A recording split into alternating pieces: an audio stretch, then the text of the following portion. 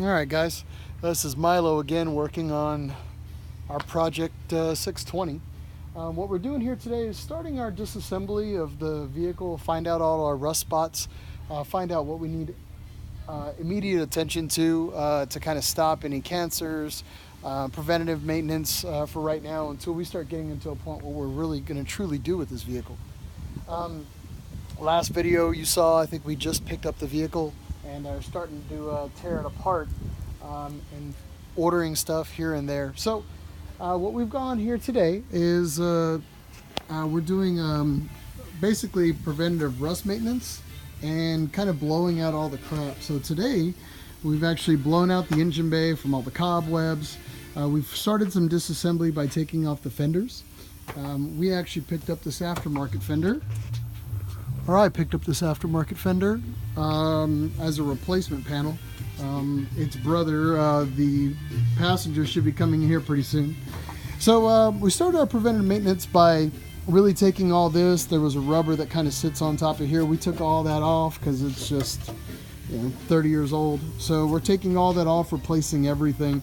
And we're starting our preventative maintenance with some rust treatment, very basic for right now. We may do something on a larger scale with dipping the body or glass blasting it but for right now, we're really just trying to stop any cancers that we've got going on. We hit it basically with your standardized rust treatment that you can get from Permatex. It's out of a can, it's about 10 bucks on average. I would recommend trying to pick that up to basically just get you to your next steps.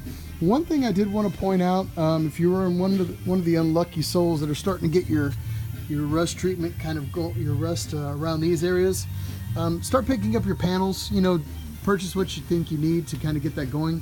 But I wanted to talk to you about a very important thing that most people overlook, and it's underneath this panel right here.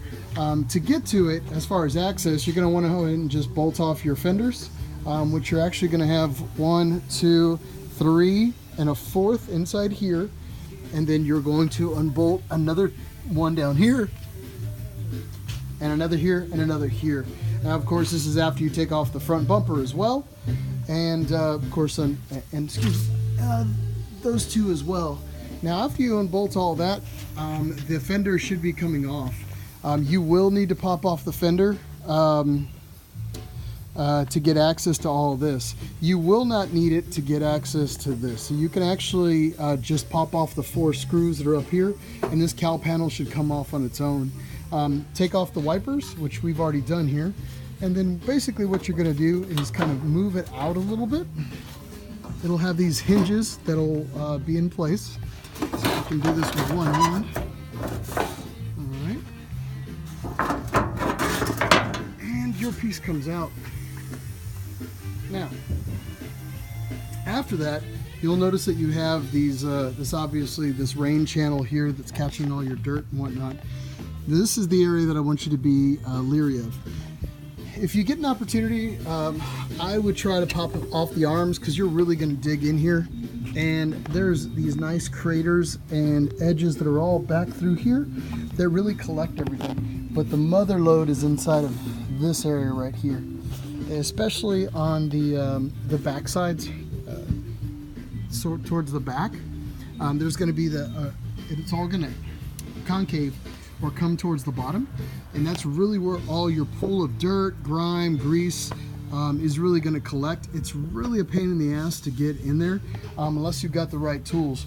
I use my trusty Rigid shop vac, and this sucker gets in just about everywhere. I wish, if I had a wish list, I wish I had a little smaller of an opening to kind of suck in and get into all those little really tight crevices. Later on I might look at maybe see what Rigid has available for those, but this has been the item that's kind of helped me.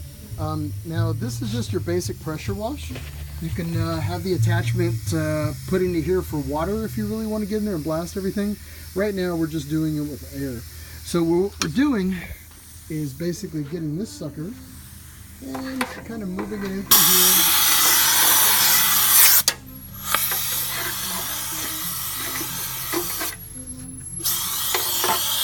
Getting in here and kind of blowing everything, getting dirt loose.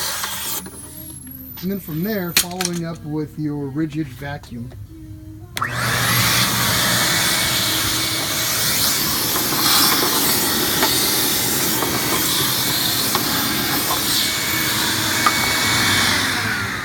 Now inside of here, I haven't taken anything. This was a fresh unit.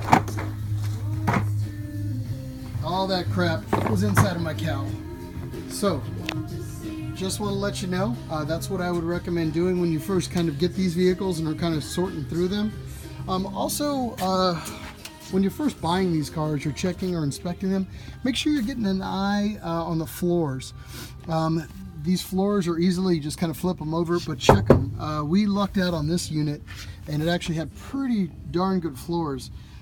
Some other very basic rust spots, but for the most part we haven't really had to buy any panel replacements other than our fenders, but that was due to just a really bad fender bodywork, mostly like Bondo and stuff like that. It was just a really the fenders were okay, they were workable, but we just wanted new pieces, as we don't know how crazy we're going to go on this one. So other than that, that's everything that we've got right now.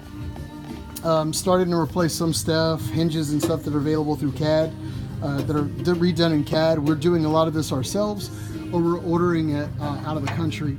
Apparently Greece and Mexico still have a lot of available parts, as well as Thailand. So just a few things to kind of think about. I think that's everything that we've got for right now. Until next time, we'll start talking about what we'll be doing next. You have a good day. Bye. See you later.